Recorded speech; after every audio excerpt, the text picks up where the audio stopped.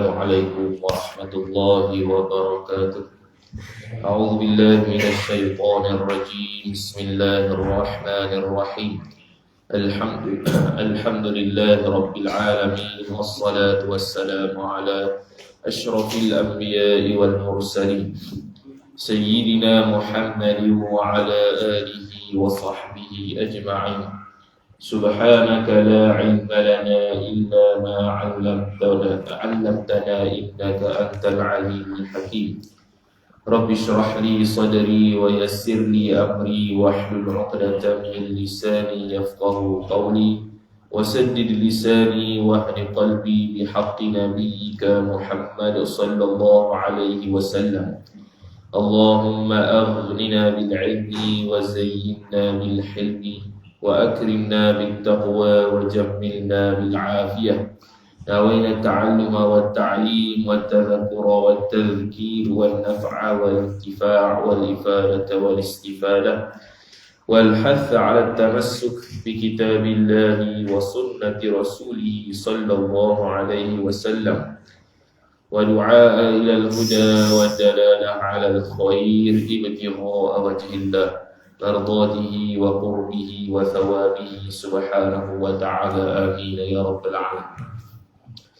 Kitab Ad-Durrus Tsamin, muka surat 55 baris 4 daripada atas. Wa qala Syekhul Muallif rahimahullahu ta'ala wa nafa'ana Allah bi'ulumihi wa bi'ulumikum wa bi'ulumi masyayikhina fid darain amin ya rabbal alamin. Kata pengarang Asy-Syaikh, muka surat 55 baris 3 daripada atas. Wa qala Syekhul Muallif rahimahullahu ta'ala wa nafa'ana Allah bi'ulumihi wa bi'ulumikum wa bi'ulumi masyayikhina fid darain amin ya rabbal alamin. Kata pengarang Asy-Syaikh Daud bin Abdullah Al-Fatani rahimahullahu ta'ala, dan maka jika tiada maka sebulan, maka jika tiada maka katakan olehmu pada nafas yang satu. Baris keempat. Maka jika tiada maka katakan olehmu pada nafas yang satu jua la ilaha illallah, maka adalah bagimu orang bersuluh. Jadi sambung perbahasan berkaitan dengan sifat, dalil sifat kalam, dalil sifat berkata, itulah. Dia cerita sikit berkenaan dengan kisah Nabi Musa dengan Nabi Harun alaihi wassalam berjumpa dengan Fir'aun la'natullahi alaihi. Mereka berdua mengajak Fir'aun la'natullahi alaihi ni untuk masuk dan beriman pada Allah Subhanahu wa taala. Maka sambung kata dia, maka jika tiada, dia bagi tawaran. Kalau tak boleh juga dalam 7 hari ni kamu ni beriman, maka jika tiada, yakni tiada 7 hari, maka katakan olehmu pada nafas yang satu jua. Makna sekejap mu kata la ilaha illallah. Nak suruh beriman tu. Itu dia tahu setahun, tak boleh setahun, sebulan, tak boleh sebulan, seminggu, tak boleh seminggu pun sekejap sudahlah. Ibarat senafas. Sebut la ilaha illallah. Maka adalah bagimu, bagi Fir'aun tadi, orang yang bersuluh. Suluh ni ialah berdamai.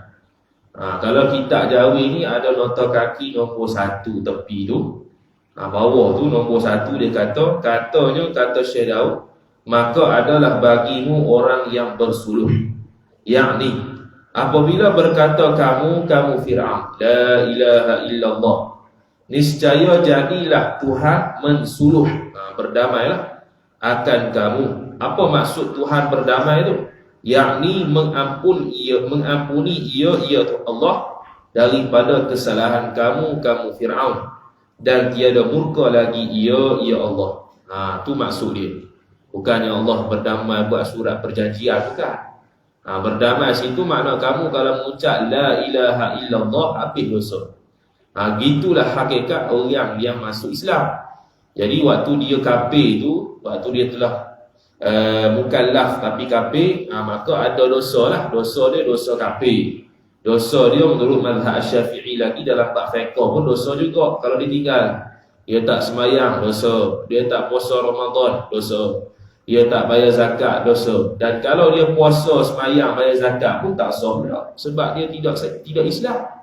Jadi dosa dia bukan setakat masuk neraka sebab kafir, tapi masuk neraka sebab tidak melakukan sembahyang, puasa, zakat dan sebagainya. Maka nanti di akhirat kalau dia mati dalam keadaan kafir itu, dia bukan sekadar kena siksaan kafir, tapi kena juga siksaan meninggalkan sembahyang, meninggalkan puasa, meninggalkan bayar zakat, haji, umrah dan sebagainya. Itu bagi orang kafir. Menurut mazhab Hanafi pula, dia ni hanya kena siksa pada kerana kekafiran sahaja. Sebab kafir saja kena siksa, bukan sebab tinggal sembahyang, bukan sebab puasa, bukan sebab tinggal puasa, tak bayar zakat dan sebagainya. Cukup untuk dia kena siksa tu kerana kekafiran. Sebab itu dalam mazhab Hanafi boleh memberikan orang kafir makan di siang hari. Boleh orang kafir berjual beli benda haram kepada orang kafir seperti arak dan babi. Boleh untuk mazhab Hanafi sebab dia tidak ada taklif antar dunia menurut dia. Tapi mazhab Syafi'i tak boleh.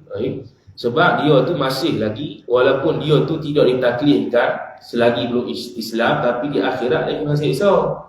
Dia kena siksa dari sudut tinggal sembahyang, kena siksa dari sudut makan di siang hari bulan puasa. Jadi waktu tu kalau begitu mazhab kita haram hukum dia kita beri makan pada orang kafir di siang hari.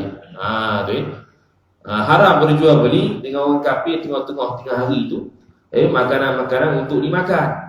Kecuali kalau kita tak tahu apa yang dia akan buat dengan makanan tu, adakah betul-betul dia akan makan ataupun tidak. Kalau yakin kata orang kafir tu akan makan, hukum dia haram jual beli. Kalau kata tak tahulah dia makan kedok makruh. Dia jadi syubhat situ.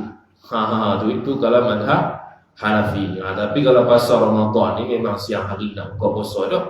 Sama jugalah siang hari buka puasa. Jadi bila siang hari bulan Ramadan, sebelum buka puasa tu, jadi kalau kita berjual pada orang kafir, ada ihtimal kebarangkalian dia ni akan makan selepas berbuka atau makan sebelum berbuka, hukum dia makruh. Kalau dia yakin sungguh orang kafir ni akan makan pada siang hari bulan puasa, hukum dia haram jual.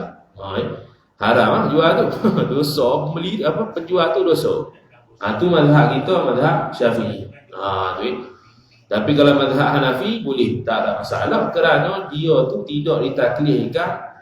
Maksud tidak ditaklif ni maksudnya dia tidak akan disiksa di akhirat kerana meninggalkan puasa. Dia tidak akan disiksa di akhirat kerana tidak menunaikan sembahyang, tapi disiksa kerana kekafiran dia. Begitulah Fir'aun ni, dia suruh untuk Fir'aun berdamai dengan Tuhan, iaitu dengan mengucapkan kalimah syahadat. Lepas tu timbul soalan, kenapa la ilaha illallah? La ilaha illallah memadai ucap syahadah, itu menurut mazhab Maliki, bukan Syafi'i. Syafi'i kena lafaz yang khusus, iaitu asyhadu an la ilaha illallah wa asyhadu anna Muhammadar Rasulullah. Kerana sabit dalam hadis berkaitan dengan ucap syahadahnya begitu, dia punya kalimah dia, sirah dia lah, ucapan khusus. Macam akad nikah lah, mesti kena ada kata aku menikahkan akad nikah dengan siapa-siapa. Tak boleh kurang daripada hak tu. Itu cara sirah berkenaan dengan akad nikah, begitu cara dia. Dia tak boleh lain. Kalau aku nikahkan akad nikah, noktah situ, tak sah. Nikah siapa? Jadi kena jelas, aku nikahkan akad nikah dengan Fatimah binti sekian-sekian, dengan mas kahwin sekian-sekian. Kawan aku terima nikahnya sahaja, noktah. Tak payah panjang-panjang. Aku terima nikahnya Nur sekian-sekian binti sekian-sekian dengan mas kahwin sekian-sekian. Panjang. Kalau yang ikut sahnya, aku terima nikahnya, selesai. Dengan mas kahwin yang tersebut itu, tambah sikit lah. Aku terima nikahnya tu dari sudut sah. Kalau tak sebut mas kahwin, kena mahar mithil. Kena mahar mithil, jawab geng juga kita. Jadi kita pun sebutlah, aku terima nikahnya dengan mas kahwin yang tersebut itu. Itulah. Tak payah panjang-panjang. Tak payah sebut nama pun tak apa. Tak payah sebut mas kahwin tu berapa pun tak apa, sebab dah sebut dah oleh orang yang mengakadkan nikah tu. Kita hanya kata tersebut itu sudah. Tersebut itu hak tadi tu lah. Kalau kita tak ingat ni, ingat tak ingat, pas sudah tak sosok. Apa tu, berapa mahal ni? Tak ingat. Sebab apa gugur. Ingat, hilang habis. Semua hilang. Tak ingat apa langsung. Jadi senang cerita, mas kahwin yang tersebut itu. Selesai. Kemudian kata dia, maka adalah bagimu dan tiada dihilangkan muda kamu, muda Fir'aun. Muda sini makna usia dia masih kekal dalam keadaan panjang umur. Dia tu tidak akan berada dalam keadaan tua.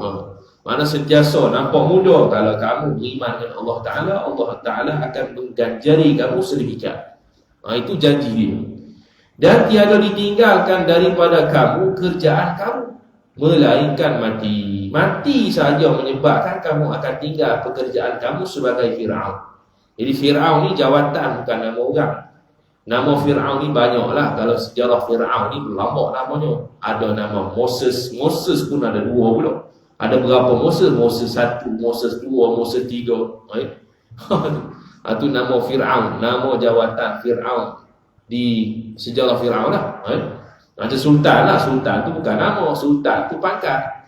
Mufti tu bukan nama. Mufti tu pangkat. Yang namanya, nama dia ikutlah. Kalau Sultan Zainal Abidin, itu dia punya nama Zainal Abidin. Sultan tu bukan nama dia. Sultan tu pangkat dia. Mufti sekian-sekian. Mufti Ahmad Ali contohnya. Jadi Ahmad Ali tu nama dia. Mufti tu bukan nama. Tu dia punya gelaran. Bukan gelaran, pangkat. Kemudian kata dia, dan kekalah bagimu, bagi Fir'aun, lazat yang amat besar. Allah Ta'ala janji untuk kekalkan kenikmatan yang diberikan ketika itu. Kerana Fir'aun berasa dia Tuhan ni, kerana dia ni sentiasa sihat, tak pernah sakit. Harta dia sentiasa berlimpah ruah, tanpa sikit pun miskin. Sebab tu dia berasa dia tu Tuhan. Sehingga terkejut iblis, mengaku dia tu Tuhan. Lagi, dan kata dia, makan dan minum semua Allah beri. Tak ada yang kurang sikit pun. Kalau kamu beriman dengan Allah Ta'ala, hanya mengucap la ilaha illallah. Dan berkahwin. Fir'aun memang kahwin dah. Fir'aun memang kahwin dah. Dan Fir'aun zaman dia, Fir'aun yang Nabi Musa ni, dia ni cukup benci dengan lelaki. Kalau ada anak lelaki, dia akan bunuh. Kerana bila ada anak lelaki, dia takut takhta dia sebagai Fir'aun akan dijatuhkan oleh lelaki tersebut. Kerana perempuan memang tak boleh jadi Fir'aun lah. Lelaki saja. Jadi kalau lelaki ada anak lahir, perempuan yang melahirkan anak lelaki, dia akan bunuh. Dia akan tanam hidup-hidup. Dia akan tunggu beranak tu, beranak anak apa. Kalau anak lelaki, dia akan tanam segera. Hidup-hidup itu.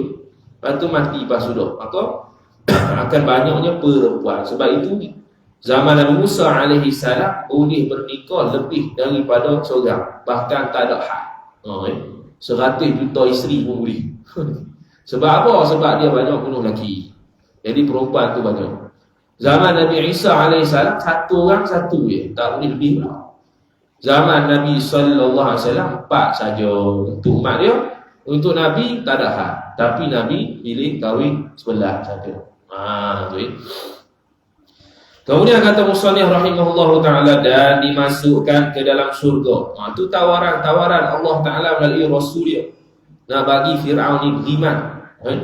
Supaya dia ni tak berasa bila masuk Islam, bila beriman Allah Ta'ala ni akan hilang benda-benda yang dia dapat. Dia tak hilang.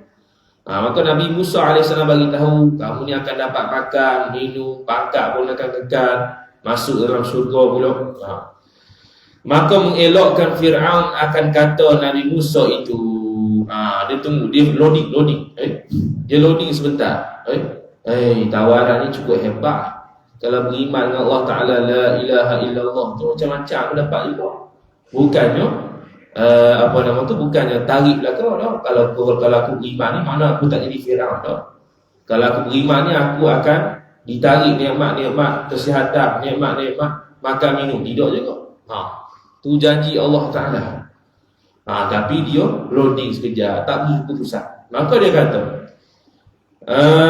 maka adalah Fir'aun itu tiada memutuskan sesuatu pekerjaan. Pekerjaan ni urusan perkara. Dia terjemah daripada al-amru. Kalau bahasa Jawi dia terjemah pekerjaan lah, bukan bekerja ni. Mana dia tidak memutuskan sesuatu apa pun jika tiada Haman ni dia punya penasihat. Ni yang masalah ni. Kalau tak dia beriman dah. Disebabkan Haman ni tak ada, dia pun tawakuf, tak beri keputusan. Dia tak beriman. Nak kata beriman tidak beriman pun tidak. Jadi dia tawakul sebab tak ada Haman di situ, penasihat dia. Dan ia Haman tu ghaib. Waktu tu Haman tak ada. Nabi Musa dengan Fir'aun saja ada, dengan Nabi Harun alaihi wassalam. Berdakwah kepada Fir'aun untuk masuk Islam, untuk beriman dengan Allah Subhanahu wa taala. Maka tatkala datanglah Haman, dia pun mari mengkhabarkanlah Fir'aun dengan serunya Nabi Musa. Dia tu kena kepada Nabi Musa dah. Mengkhabarkan oleh Fir'aun dengan serunya Nabi Musa, iaitu ajakan Nabi Musa kepada beriman pada Allah Ta'ala dengan mengucapkan La ilaha illallah, hanya Allah jua Tuhan. Dia pun bagi tahulah macam mana ni nak terima ke tak. Penasihat kalau betul lah pemimpin tu. Penasihat kalau masalah lah pemimpin. Kalau dulu raja-raja, sultan alam Melayu kita ni, penasihat ni mufti lah, ulama lah. Sampai sekarang ni mufti lah jawatannya. Dulu pun ada juga penasihat dia. Penasihat dulu dia panggil Syekhul Islam. Syekhul Islam tu sama dengan mufti. Mufti tu sama lah. Mufti ni zaman sekarang ni nama. Dulu dia panggil Syekhul Islam. Dan berkata ia Fir'aun, aku berkehendak mengikut akan Musa. Mana nak ikut tak? Bukan dia tolak tu. Bila Nabi Musa kata gitu tak, dia nak terima. Tapi disebabkan dia ni tak dapat buat keputusan melainkan ada Haman, dia pun tunggu Haman mari. Dia pun bagi tahu ke Haman, dia nak ikut dia. Maka berkata Haman bagi Fir'aun, adalah aku Haman tadi, lihat bahawasanya bagimu Fir'aun itu akal dan mempunyai tilik. Tilik ni makna nazar, fikiran dan tilikan yang luas. Makna nak puji Fir'aun lah. Mu ni berakal, mu ni ada tilikan yang tajam. Bila tengok sesuatu tu kamu dapat buat keputusan dengan bernas, maka engkau Tuhan. Dia kata, Haman kata, maka engkau ni Tuhan. Kalau kita ke Tuhan, mana nak boleh ada akal? Akal tu sifat makhluk. Akal tu benda yang sinonim dengan makhluk, iaitu manusia sahaja. Tidak boleh ada pada Tuhan. Dan Tuhan ni bila dia maha mengetahui, bukan makna dia tu berakal, tidak. Berakal tu dia sistem makhluk. Bukan makna Allah tidak berakal, makna Allah tidak mengetahui. Tak boleh gitu. Dia tidak berakal macam manusia, tapi lebih mengetahui dan maha mengetahui apa yang lebih daripada manusia. Manusia walaupun ada akal, pengetahuan dia itu bukan daripada sumber akal dia, tapi Allah beri. Dari sudut usaha ikhtiar, ialah akal itu sumber ilmu. Seperti mana disebutkan oleh Al-Imam An-Nasafi dalam kitab matan An-Nasafiyah itu, Al-Aqaid An-Nasafiyah. Sumber ilmu ni tiga. Pertamanya ialah khabar mutawatir. Yang keduanya ialah ihsas, iaitu panca indera. Yang ketiga ialah akal. Tiga ni saja. Tidak ada selain daripada tiga ni. Khabar mutawatir itu termasuk Quran lah, Al-Quran dan Hadis. Yang kedua ialah al-ihsas, iaitu panca indera. Yang ketiga ialah akal. Selain daripada tiga ni tidak dipanggil sebagai ilmu. Sebab tu ilham ataupun dipanggil khayalan tidak dipanggil ilmu. Khayalan kita tidak dipanggil ilmu. Adapun ilham para nabi, wahyu para nabi, tu bila dia cakap jadi ilmu lah. Tu lain, tu nisbah nabi dan rasul. Nisbah kita khayalan tidak dipanggil sebagai ilmu. Maka engkau Tuhan, dia kata, berkehendak bahawa ada kamu bertuhan akan yang lain. Dia tanya, kamu ni dah Tuhan dah, berkehendak ke, berhajatkah kamu untuk bertuhankan dengan yang lain? Tuhan adakah dia bertuhankan yang lain? Tak ada. Kalau Tuhan ni, mestilah dia tu bawah dia ada makhluk. Tidak ada dah Tuhan yang bertuhankan Tuhan. Allah Ta'ala tidak bertuhankan dengan Tuhan yang lain. Fir'aun pun dia kata, kamu ni Tuhan dah, tidak berkehendak kepada Tuhan yang lain. Maka buat apa kamu nak bertuhan dengan Tuhan lain? Dia hasut tu. Tu ya. Madri. Dan kamu disembah orang. Kamu ni disembah orang. Bahasa Arab dia panggil al-ma'bud. Benda yang disembah, orang yang disembah. Jadi kalau kita terjemah bahasa Arab al-ma'bud pada Allah Ta'ala, orang yang disembah. Orang tu bukan mana kata Allah tu orang. Dia terjemah sahaja, terjemah daripada bahasa Arab ke bahasa Melayu, dia akan terjemah orang. Orang yang disembah. Sebab nak mengatakan benda yang disembah tu benda yang hebat, maka dia pun sebut orang. Lain kalau disebut barang. Barang ni biasanya benda yang tidak berakal ataupun benda yang remeh. Dia sebut barang lah. Tu kaedah kitab Jawi. Kitab Jawi kalau sebut orang, sama ada tuju pada orang berakal ataupun benda tu benda hebat. Yang kedua barang. Barang tu makna benda yang tak berakal ataupun benda tu remeh. Tu cara terjemah kitab Jawi lama. Tu dan berkehendak menyembah. Kamu ni dah disembah dah, berkehendakkah kamu kepada menyembah yang lain? Itu asal ni. Maka berkata ia Fir'aun, katamu, kata Hamanmu itu benar. Dia pun terpedaya pula dengan hak. Dia nak beriman dengan Musa, dengan sebab Haman cakap gitu, dia pun patah balik. Tak jadi. Bila tak jadi, tetaplah dia ke dalam kekafiran sampai mati. Dan dihimpunkan tenteranya, tentera Fir'aun.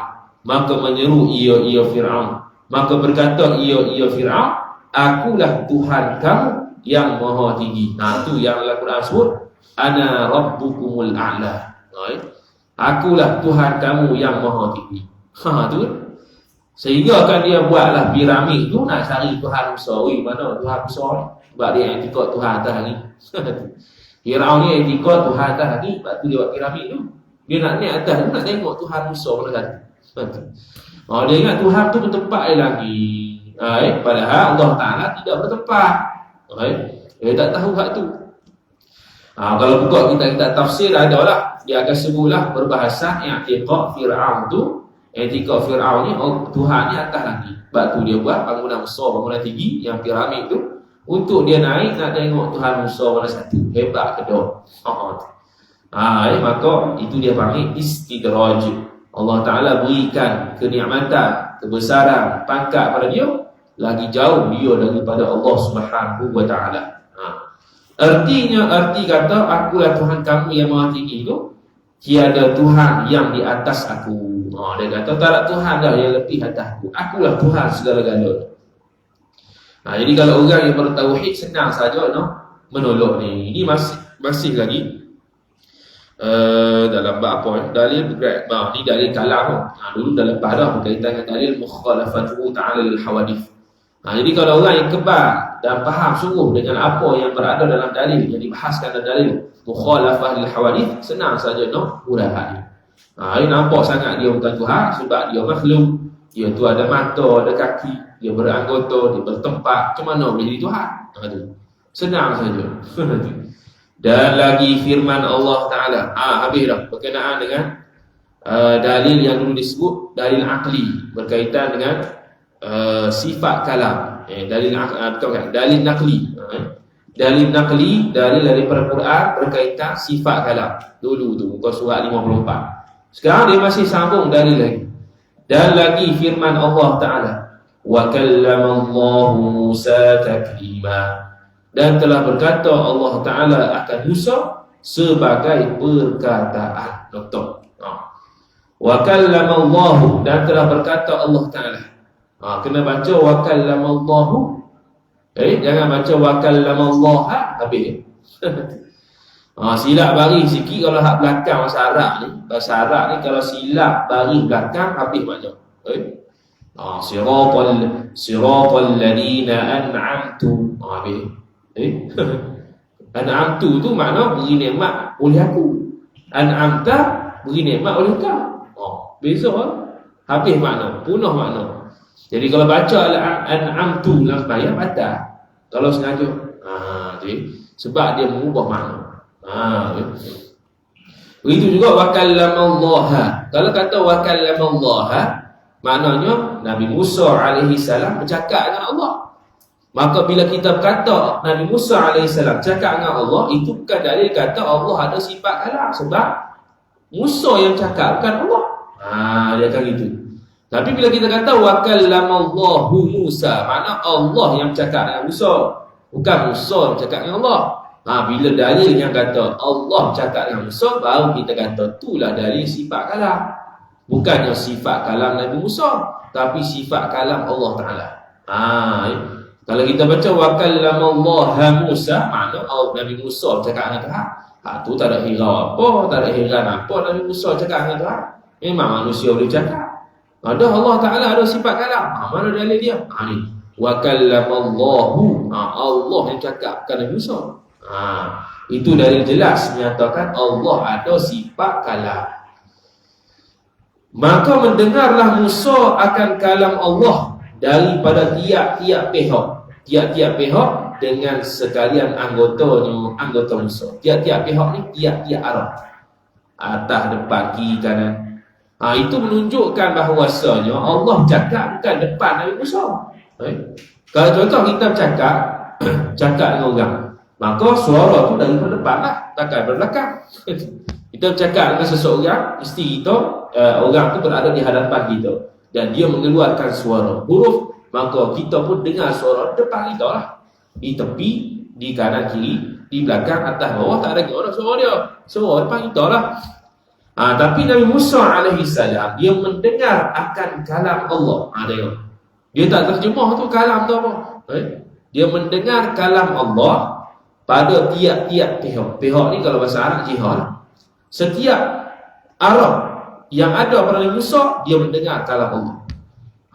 Makna apa? Makna dia bukan hanya mendengar di telinga sahaja. Allah Ta'ala buka hijab, boleh mendengar di seluruh tubuh badan.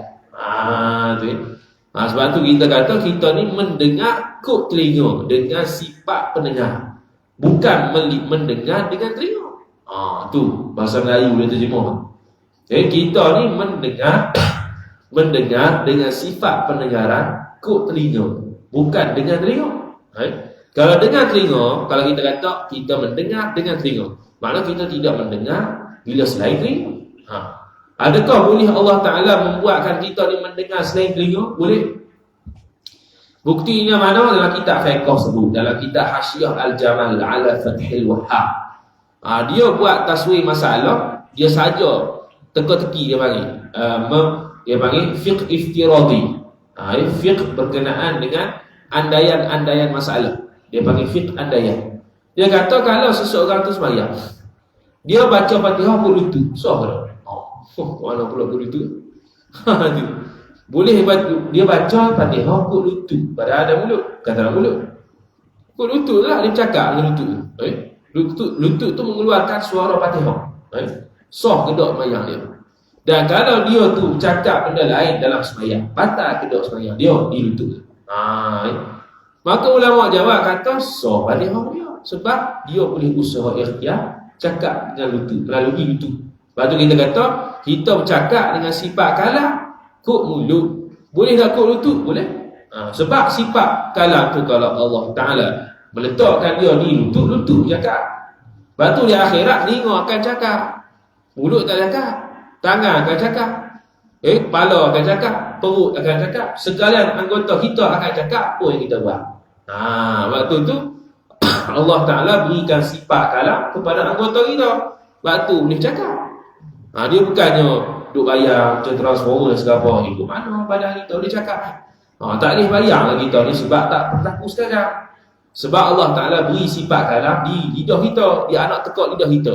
Jadi kita tak terbayang macam mana anggota boleh cakap, macam mana lutut boleh cakap. Sedangkan dalam Quran sebut dah tangan, kaki akan cakap apa yang kita buat. Sampai kita fiqh mentakdirkan masalah tadi, kalau dia baca Fatihah berlutut, sah ke tak? Sah. Kalau dia cakap benda lain selain daripada zikir, baca Quran, doa dalam sembahyang, batal ke tak? Batal. Begitulah sifat kalam yang Nabi Musa dengar. Dia dengar seluruh tubuh dia. Allah Ta'ala buka hijab. Itu tak pelik lah. Dan dia mendengar apa? Dia mendengar sifat kalam Allah yang tadi. Itu pandangan mu'tamad mazhab Asy'ariyah. Pandangan mu'tamad Ahlussunnah wal Jamaah yang kuatnya ialah pandangan Asy'ariyah yang mengatakan Nabi Musa mendengar kalam Allah yang tadi, yang tak berhuruf, tak bersuara. Lepas tu ditanya pula, Kok mana weh tak dengar buruk suara? Padahal kita ni mendengar benda yang buruk, benda yang bersuara. Macam mana boleh Nabi Musa mendengar benda yang tak buruk, tak bersuara? Itu sifat kalam tu. Berkata tu. Bukan dia mendengar perkataan, tapi dia mendengar berkata. Yang qadim tu. Maka Asy'ariyah menjawab dalam kitab Tuhfatul Murid, Al-Imam Al-Bajuri rahimahullah ta'ala sebut, kenapa nak heran kita di akhirat akan melihat Allah Ta'ala dalam keadaan tidak bertempat. Kita melihat Tuhan dalam keadaan Allah Ta'ala tidak berjisim. Kita melihat Tuhan dalam keadaan Allah Ta'ala tidak berarah, atas, kiri, kanan, bawah dan sebagainya. Kenapa tak boleh terima Allah Ta'ala membuka hijab pada Nabi Musa, mendengar kalamnya yang qadim, yang tak berhuruf, tak bersuara.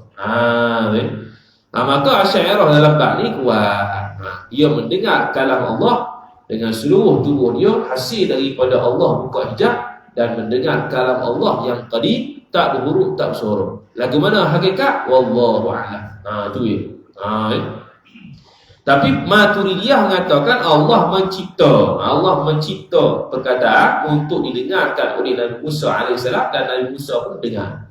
Itu pandangan yang kedua dan bukan mu'tamad. Sebab Maturidiyah beranggapan tak boleh untuk seseorang mendengar benda yang tak berhuruf, tak bersuara. Tak boleh. Mesti mendengar benda yang berhuruf manusia ni. Sebab itu Asy'ariyah dia balas balik, dia kata kenapa nak heran kita tak boleh mendengar benda yang berhuruf suara, sedangkan sifat kalam kan benda yang ada. Benda yang ada ni dia panggil yasihu ayyura wa yusma'. Kullu mawjudin yasihu ayyura wa yusma'. Setiap benda yang ada sah untuk dilihat, sah untuk didengar. Kan kita belajar sifat pelihat Allah, sifat pendengaran Allah. Allah melihat dan mendengar sekalian benda yang ada. Allah melihat meja, Allah mendengar meja. Allah melihat suara, Allah mendengar suara. Allah melihat hitam, Allah mendengar hitam. Sebab benda tu semua ada. Cuma hakikat benda tu Allah lihat dan dengar lagu mana, itu wallahu a'lam. Sebab kita hanya dibuka hijab untuk melihat benda yang berjirim dan berwarna sahaja. Tidak melihat benda manis, tidak melihat benda pahit, tidak melihat sejuk panas dan sebagainya. Hanya melihat jirim dan warna sahaja. Allah Ta'ala membuka hijab pada manusia hanya mendengar suara, tidak mendengar bunyi, tidak mendengar tiap, tidak mendengar pahit, tidak mendengar asap dan sebagainya. Jadi Allah Ta'ala telah buka hijab kepada Musa AS untuk mendengar kalam Allah Ta'ala yang qadim, yang satu, yang tak berhuruf, tak bersuara, tak hingga. Itu Asy'ariyah. Kemudian kata Musannif rahimahullah ta'ala, dan adalah Jibril serta Musa. Ketika dia dengar tu, Jibril sama dia. Maka tiada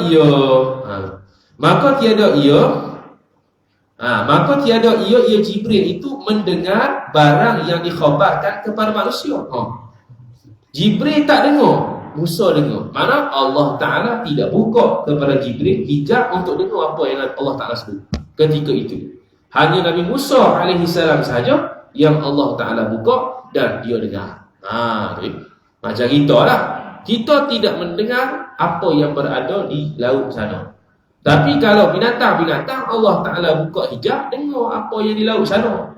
Batu tsunami dulu tu, ikan naik atas laut. Apa dia dengar dah apa yang akan berlaku. Dia dengar. Ikan semua naik habis. Dia tahu nak berlaku tsunami. Sebab daripada jauh dia dapat dengar dah apa yang akan jadi. Kita tak ada apa tak tahu.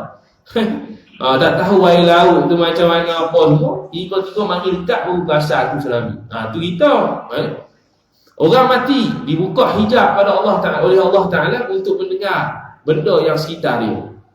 Orang lalu ke, bunyi apa ke dia dengar. Dia dengar. Allah Ta'ala buka hijab pada binatang untuk mendengar apa isi, apa suara yang berada dalam kubur. Kita tak dengar. Marilah kubur tu malam, tapi itu sebab takut sebab takut hantu. Tapi kalau pergi malam ke siang ke bila-bila pun tak akan dengar sesaat kubur ke, orang jerit ke, tak ada lah. Kecuali Allah buka hijab. Gitu juga Allah Ta'ala tak buka hijab untuk kita lihat makhluk halus, kecuali yang dikecualikan. Tiba-tiba nampak jin. Aku ni kelebihan dia nampak jin. Itu bukan kelebihan, itu gangguan. Dia rasa kelebihan. Wah, rasa aku rasa wali ke. Bawa. Sebab aku tengok jin semua. Tu bukan kelebihan, tu gangguan, kena berubah. Jadi bahasa kelebihan tu. Tu. Kita Allah Ta'ala ditakdirkan pada ghalibnya tidak nampak jin, tidak nampak alam jin. Alam malaikat pun tak nampak. Kalau alam malaikat nampak habis kerja kita, pengsan masuk hospital. Apa? Tak dapat ditanggung perasaan bila tengok malaikat besar gitu. Tak dapat tanggung perasaan bila tengok alam jin gitu. Tak sanggup nak tidur. Jadi tak tenang kita nak buat ibadah. Sebab tu Allah Ta'ala ni beri rahmat, tidak buka hijab, melainkan kita hanya melihat alam syahadah saja. Alam nyata ni. Alam kubur tak nampak, alam ruh tak nampak, alam jin tak nampak, alam malaikat tak nampak. Allah Ta'ala cipta dalam alam ni 70,000 jenis alam. Kita hanya nampak satu saja daripada 70,000. Dalam laut pun kita terokai tak semua boleh dapat tengok. Sikit je atas je dasar di bawah tu tak boleh pergi dah. Kalau pergi ke mati. Habis. Kemudian kata musannif rahimahullahu ta'ala, dan ada pun sunnah itu, iaitu hadis. Sunnah tu hadis bukan sunat. Baca dengan sunnah. Dia ejaan sama, kadang-kadang baca sunat, kadang-kadang baca sunnah. Kalau sunat tu hukum, kalau sunnah tu hadis lah. Lepas tu dia tafsirkan iaitu sunnah hadis. Yang nak buktikan daripada hadis pula, mana dalil berkaitan dengan Allah Ta'ala bersifat dengan sama dan bersifat dengan kalam. Dia bersifat dengan kalam. Bahasa dengan sama sekali lah, tiga. Dia tiga lah.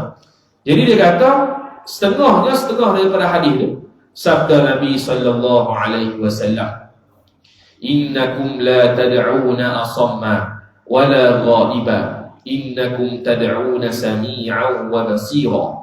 Bahwasanya kamu tiada menyeru akan yang tuli. Kamu bukan sedang berdoa kepada Tuhan yang tuli. Jangan doa kuat-kuat. Ni dalil kata doa ni sir sudah. Kita sendiri dengar sudah. Tak payah kuat-kuat jerit-jerit. Ya Rabb, jerit-jerit. Hak tu tidak sunat, makruh. Yang sunatnya kita doa sendiri-sendiri, bukan sendiri-sendiri. Berdoa dengan suara yang perlahan. Kalau kita berdoa kepada Tuhan yang Maha mendengar. Bahkan kalau kita doa dalam hati pun akan didengar juga. Setiap lintasan, setiap perkataan, semua Allah Ta'ala dengar. Bukan makna kena kuat sikit suara ni sebab kita ni nak bagi makbul sikit. Tak ada kaitan makbul dengan suara kuat. Cuma kita kalau berjemaah, kita angkat suara sikit supaya diaminkan. Itu tujuannya. Bukan supaya kita ni untuk bising-bising, buat bising, menyeru kepada, berdoa kepada Tuhan yang tuli. Bukan. Kita doa kuat sikit waktu jemaah ni sebab nak amin. Amin tu, amin sama-sama kena dengan amin malaikat jadi makbul. Sebab tu kita angkat suara sikit. Daripada kita doa sendiri-sendiri saja tak ada apa, kita seorang. Boleh jadi kalau kita doa secara berjemaah makbul. Dengan sebab seorang tu berhimpunnya 40 orang, akan ada seorang tu yang wali. Kalau berhimpun 40 orang, seorang tu yang akan jadi wali Allah Ta'ala, yang mana kalau dia amin makbul. Kemudian kata musannif rahimahullah subhanahu wa ta'ala, dan tiada ghaib. Kamu bukan menyeru Tuhan yang hilang. Dan senyum. Kalau orang hilang kan kita cari, mana oi? Panggil nama. Mak, tak ada.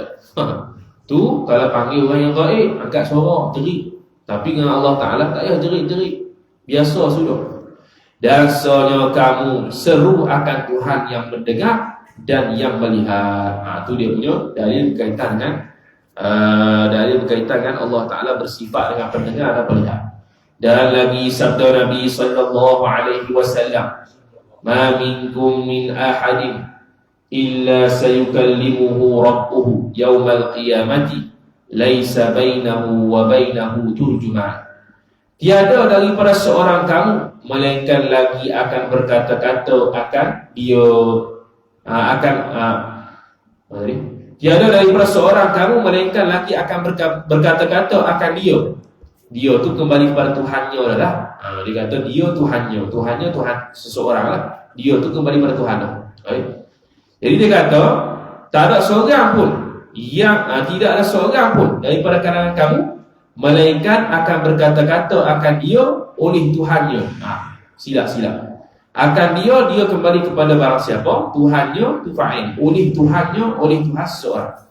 Mana setiap orang di akhirat nanti Allah akan cakap dengan dia. Tak ada seorang pun yang terlepas. Sebab tu tidak ada seorang pun yang akan terlepas daripada hisab Allah, melainkan Allah Ta'ala, kecuali kan ada beberapa orang yang tak kena hisab. Itu lainlah. Tapi setiap orang secara ghalibnya akan dihisab. Bila akan dihisab, akan cakap dengan Tuhan, kenapa buat gini, kenapa buat gitu. Ini dalil kata Allah Ta'ala ada sifat alam. Pada hari kiamat, cakap tu di hari kiamat. Tiada antara Allah dan antara orang tadi juru bahasa. Tak ada penterjemah ke wasilah ke, tak ada. Dia cakap faham direct lalu. Cakap direct lalu, tidak melalui wasilah. Contoh Sultan nak cakap dengan kita, mungkin tak direct, dia hantar orang. Mufti nak cakap dengan kita, dia mungkin hantar orang, dia bukan dia sendiri yang cakap. Nanti di akhirat dia tak hantar orang lah. Allah Ta'ala tak hantar Rasul dah bercakap. Yang Rasul tu atas dunia. Allah Ta'ala cakap pada Rasul, suruh menyampai pada umat. Mana Allah Ta'ala tidak bercakap kepada umat Nabi SAW dan umat lain secara langsung. Dia melalui utusan. Tapi di akhirat tidak ada melalui utusan. Tak ada juru bahasa Tuhan. Juru bahasa Tuhan tu istilah Syekh Ahmad Al-Fatani dalam kitab Faridah Al-Faraid. Juru bahasa Tuhan tu Rasul lah. Tak ada Rasul, tak ada Nabi yang menterjemahkan apa yang dimaksud Allah Ta'ala.